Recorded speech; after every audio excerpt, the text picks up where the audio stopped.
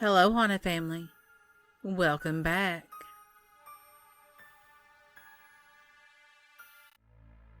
Story 1. Unexplained. Let me start by saying I've never witnessed a ghost.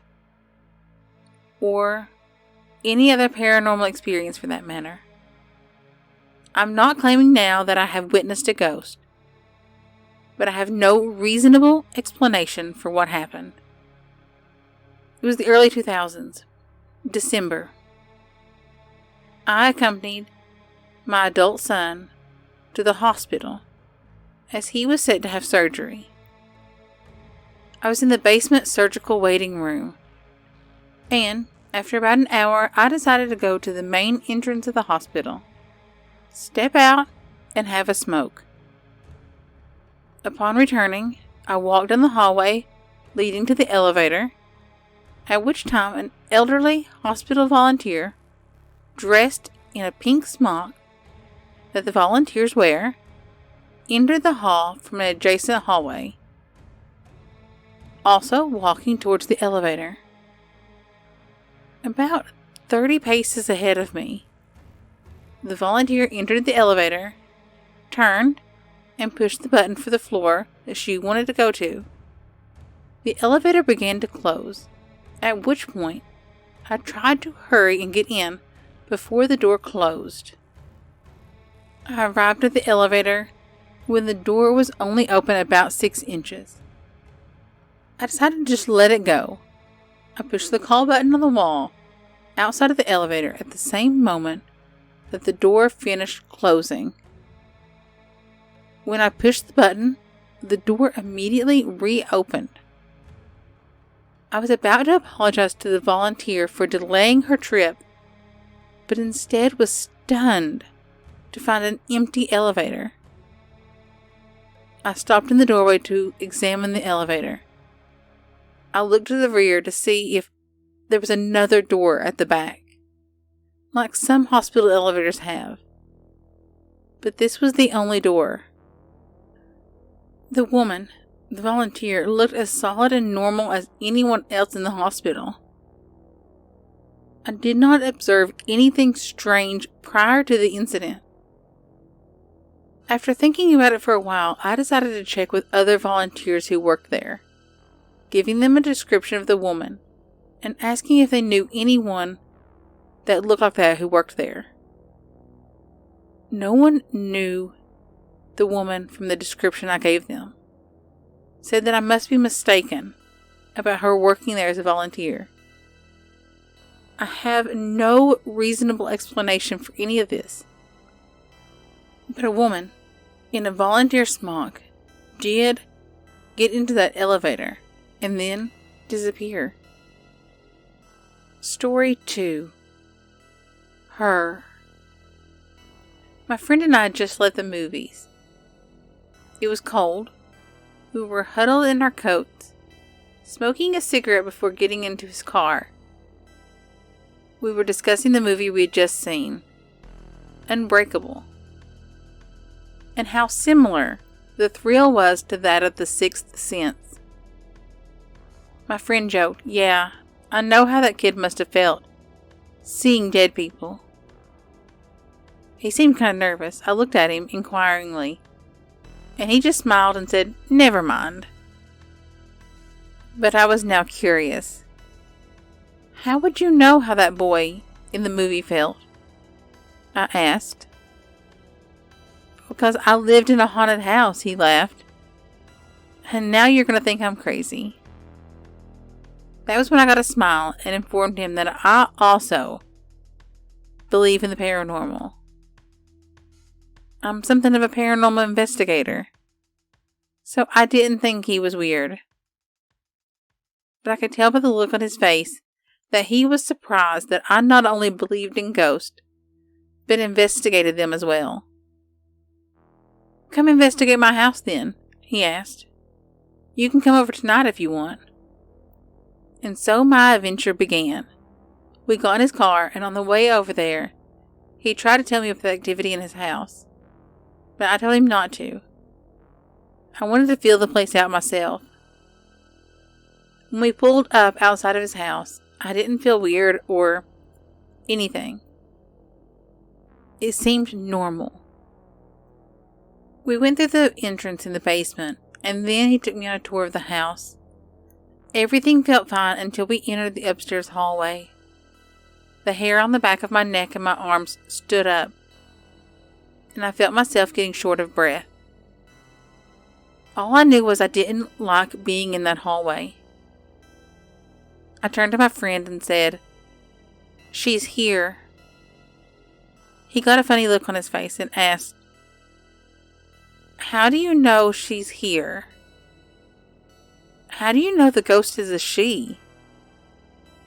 "I'm sensing a woman's presence, and she doesn't like me here," I said, and took a deep breath walking down the hallway. "Most of the activity happens here in the hallway, and in your kitchen," I said. He just nodded, and I continued walking the upstairs hallway and entered his computer room. I turned on the light, but it just quickly blew. I stood in the room for a moment before hurrying out, closing the door behind me. I walked back up the hallway and through the kitchen. The kitchen was very cold. At this point, I was wishing I had some of my equipment with me. I asked my friend if he had a camera. He nodded yes, and then went to get it. As I was standing there in the dark kitchen, I felt a kind of anxiety settle over me. A feeling that I needed to get out of there before something terrible happened. I also knew that these weren't my feelings. They were hers. He came back with a camera and took several pictures of the kitchen and the living room. I left that night and haven't been back since. Although I would love to do a full investigation of his house. I know she is there, and I would love to know the reason. He is supposed to do some research on the background of the house and get back to me. Story 3. Grandparents. I moved into my grandparents' house about a year after my grandfather died. We lost them a day apart. Unfortunately, I had the last pick of rooms. I was given the middle room, the same room that my grandfather died in. And with my luck, I also got the bed he died in. Needless to say, I didn't feel exactly comfortable in that room. I had this feeling like I was never alone in there. But it wasn't a bad feeling, just uncomfortable. One night I woke up from a noise. The foot of my bed faces the closet. I looked at the closet, and there was my grandfather, standing there looking inside. That was the last night I spent in that room. And this wasn't the only time I bumped into my grandfather. 2 days later, I moved into my grandmother's room. At the time, I was really close to my cousin, and she always spent the night with me. One night she woke me up and told me to look at the foot of my bed. This didn't surprise me much, because if you stand in that spot too long, you start to get lightheaded and goosebumps all over your skin. Well, I did. I don't know about anybody else. At the end of my bed, there was a mist. I know this sounds cheesy, but I have people who will attest to seeing the same mist there on other occasions. About every 4 or 5 days that I slept there, I had the distinct honor of hearing my grandfather tromping through the house at 2:03 in the morning. This wouldn't be so bad, except every time I was awakened, I'd end up being wide awake, unable to go back to sleep. A few years passed, and I realized that there was something much worse than my grandfather in that house. I don't know exactly what started it, or when, because I moved back in with my mother, but I visited my dad shortly after. I was standing in the kitchen doing dishes, and I heard the back door open and close. Footsteps move up the steps and stop at the door of the kitchen. I stopped what I was doing, thinking that my cousin had come to see me. I looked up and waited for her to come through the door. The footsteps stopped at the top of the steps, turned around, and went back to the door, politely closing the door behind them. I went to look, and there was no one outside, so I went back to doing the dishes. 2 minutes later, I hear the back door open again, and the whole ordeal happened again. This time I ran to the entranceway, and there was no one there. This continued about 3 more times. In hysterics, I ran to my room, I grabbed the phone, and called a friend, asking if she could come and get me. I hung up the phone and listened. There it was again, except this time the footsteps didn't stop at the kitchen door. They continued through the kitchen, into the hall, to the door of my room. I felt my room get really cold. I felt this overwhelming feeling of fear and anger. It came into my room, and though I couldn't see it, it backed me into a corner. I started to scream when I heard my friend's tires on the gravel of the driveway. It must have heard my rescuer, because I could feel it withdraw, leave the room. Later on, when I was at the safety of her house, we came to the conclusion that we had to find a way to get this thing to leave me alone. After one trip to the local herb shop and a large chain bookstore, we come to the conclusion that I had to demand that it leave and leave me alone, that it needed to stop harassing me. Not 5 days later, I was standing over the kitchen sink again, and the hair on the back of my neck stood on end. I felt a hand reach out and touch my shoulder. I sprung around and started yelling. Maybe screaming at it is a better description. I told it that it was not allowed to touch me or sneak up on me. It must have listened, because from that day forward, it has never tried to intimidate me. It has never harassed me, although he has now started whispering to me. A babble that I cannot quite understand. It sounds muffled, like when you leave a TV on in a room and then close the door. Maybe one day I'll be able to understand what it says. Story 4. The Lights.